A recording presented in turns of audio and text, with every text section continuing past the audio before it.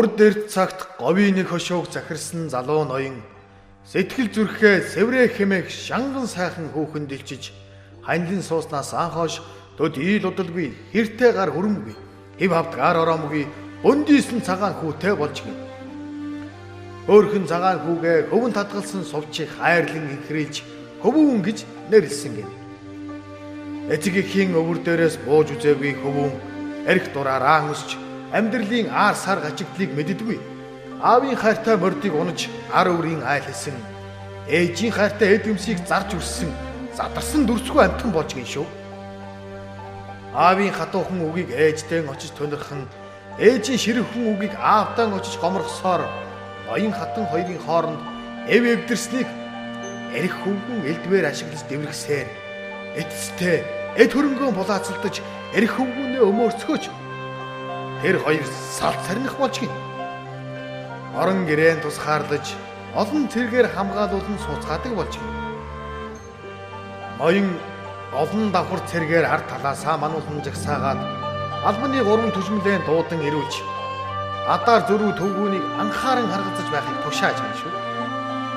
Ааштай төрсөн зөрүү төвгүүн аавын үгэнд оролгүй алсхан очоод суучдаг болж гин.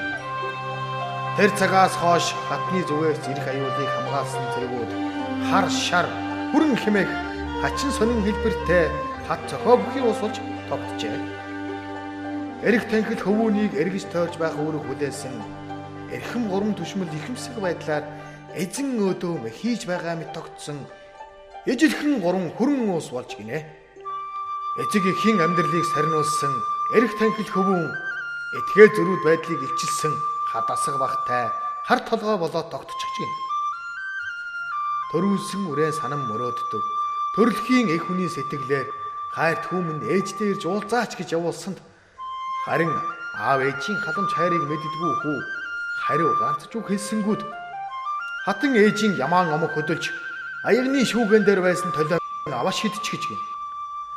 Ээжийн шидсэн тол этгээ төвгүүний хажууханд ойцсон нь шижир алтан нарны туяанд шир мэт гялалцсан тол хад болчихсон гин шүү. Тэр цагаас хойш одоо хүртэл тэрслүү зантай хөвүүн тэрхүү толинд ээжигээ харсаар байдаг болсон гин. Хатан сэврэн гингэрт хаанаас нь ч харсан тэгшхэн оройтой хар уул байх нь адгуу хөвгүүндээ гомдож толион ав шидсэн аягны ширээн тэр гиндэ.